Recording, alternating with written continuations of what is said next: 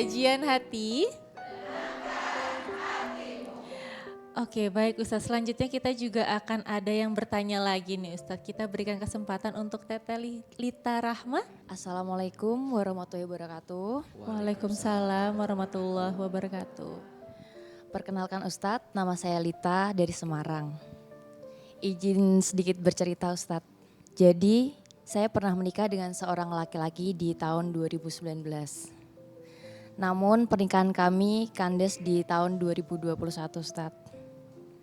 Dan kami sudah dikaruniai satu orang anak laki-laki. Pernikahan kami kandas karena ada perselingkuhan dan saya sudah di KDRT dari H-2 sebelum saya pernikahan.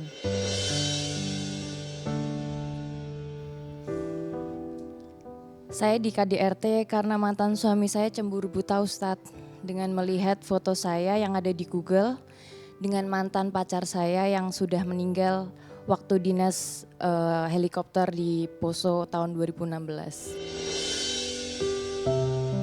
Saya tetap melanjutkan pernikahan karena saya takut keluarga saya malu Ustadz.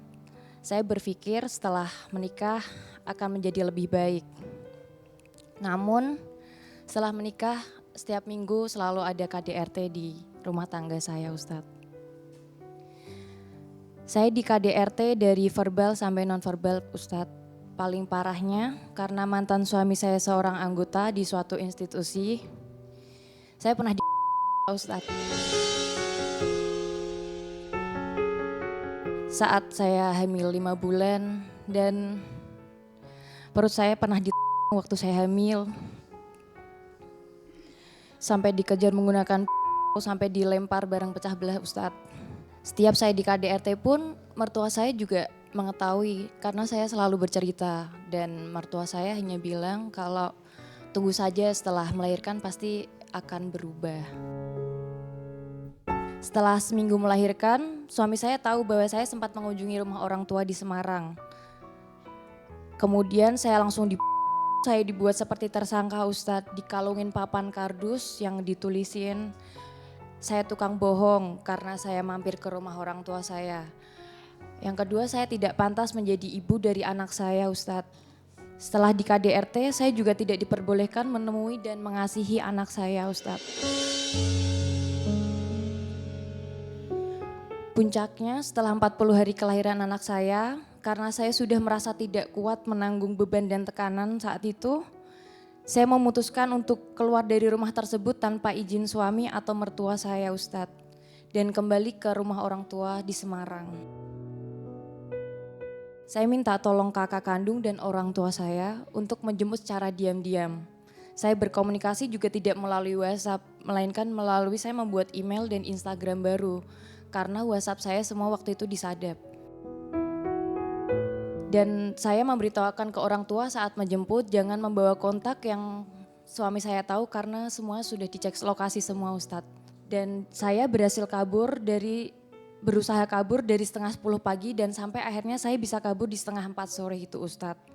Setelah berhasil kabur pulang ke Semarang, saya sudah kembali berdinas hampir 3 tahun di institusi saya sembari menunggu hasil atau keputusan dari pimpinan saya yang pada akhirnya keputusan saya sudah tidak bisa kembali berdinas dan saya sudah resmi bercerai di tahun 2021. Yang ingin saya tanyakan Ustadz, yang pertama, mungkinkah seorang bisa berubah? Apa benar kita akan bisa mengubah seseorang bagaimanapun kelakuannya? Yang kedua, bagaimana cara berserah diri dengan keadaan saat ini yang saya sudah kehilangan pekerjaan, kemudian menghidupi anak saya sendiri?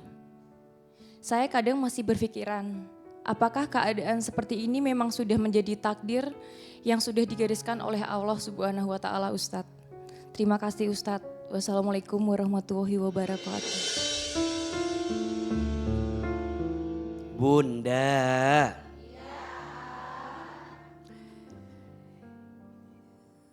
Apakah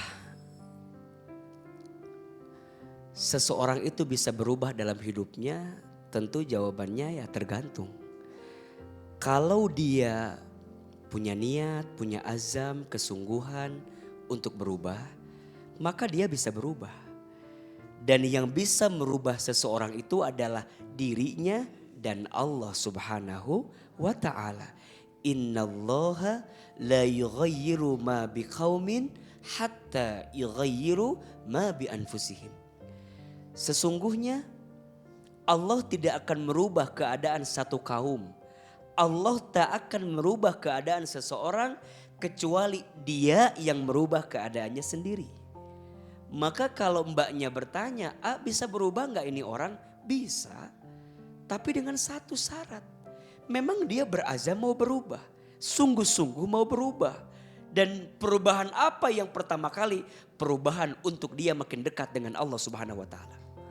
Sekarang pertanyaannya, mohon maaf. Dari yang Teteh lihat, semenjak kejadian yang begitu panjang sampai berpisah, ada nggak etikat berubah dari dia? Tidak ada Pak Ustadz. Iya. Yang terjadi malah semakin Parah, dan yang bisa memutuskan saya untuk segera kabur dari Jakarta untuk pulang kembali ke orang tua, ya di titik itu saya udah benar-benar tidak bisa toleransi Pak Ustadz. Karena saya sudah mungkin sudah bertaruh nyawa juga sampai hampir meninggal juga saya di sana karena pun seperti itu Pak Ustadz. Oke. Ini kalau alasannya hanya cemburu, menurut AA mungkin iya mungkin tidak. Tapi mungkin ada alasan lain gak? Apa memang karakternya begitu? Atau memang ada sesuatu yang membuat dia itu kok melakukan hal-hal yang setega itu? Mungkin kalau saya memang melakukan kesalahan, saya tidak apa-apa Pak Ustadz, saya dilakukan seperti itu Pak Ustadz. Tapi maaf ya Pak Ustadz, saya menikah dengan dia juga duda Pak Ustadz. Jadi untuk sebelumnya juga ada histori juga. Oke. Sekarang pun juga ada histori juga Pak Ustadz.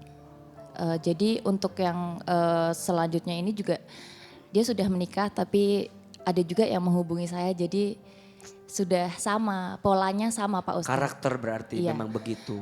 Iya, jadi untuk menyakiti perempuan pun sama, yang dihilangkan dari keluarganya, tidak boleh berkomunikasi dengan keluarga dan teman-temannya. Sampai saat ini pun sama juga Pak Ustadz, sebelum saya pun juga sama. Bagaimana kondisi mentalnya balita waktu itu ya? Saya sangat tertekan sekali, saya sangat terpukul sekali. Saya pulang ke Semarang, ibu saya aja sangat bersyukur saya tidak dalam bentuk mayat Pak Ustadz. Ibu saya sampai bilang seperti itu. Gimana perasaan orang tua ketika tahu putrinya yang tersayang harus mengalami kondisi seperti ini?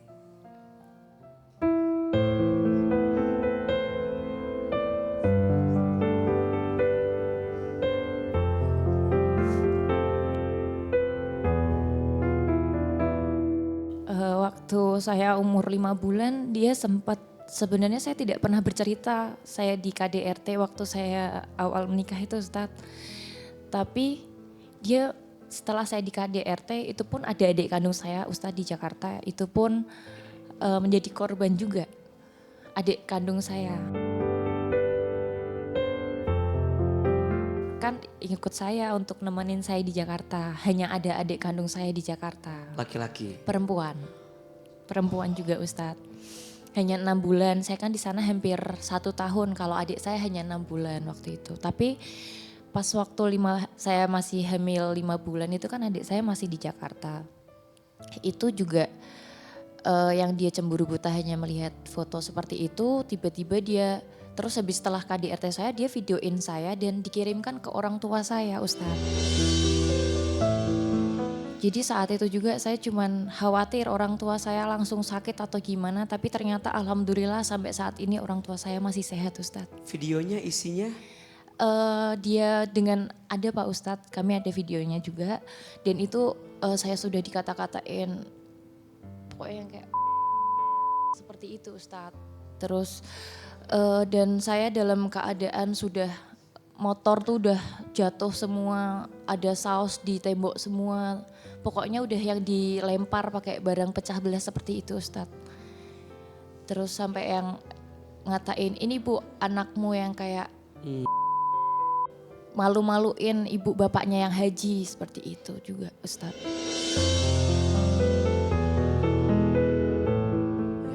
Bunda, Tadi di awal AA sampaikan orang tuh bisa berubah kalau dia memang punya itikad, berazam sungguh-sungguh mau berubah. Tapi kalau sudah karakter ya sudah. Walaupun tidak boleh berhenti dari kita tetap doakan yang terbaik. Semoga cukup di kita lah apa yang pernah terjadi. Dan kalaupun Mbak mau membela hak untuk mendapatkan pertanggungjawaban, Mbak punya hak kok untuk memberikan pelajaran. Pelajarannya dengan cara apa? Sekarang ada lembaga yang dengan lembaga itu kita bisa terpenuhi apa yang menjadi kebutuhan kita. Menurut saya sebagai bentuk ibroh dan pelajaran, silakan Mbak membela hak sekuat-kuatnya sepenuhnya. Kemudian yang kedua, Mbak teruslah bermohon kepada Allah. Bersabar.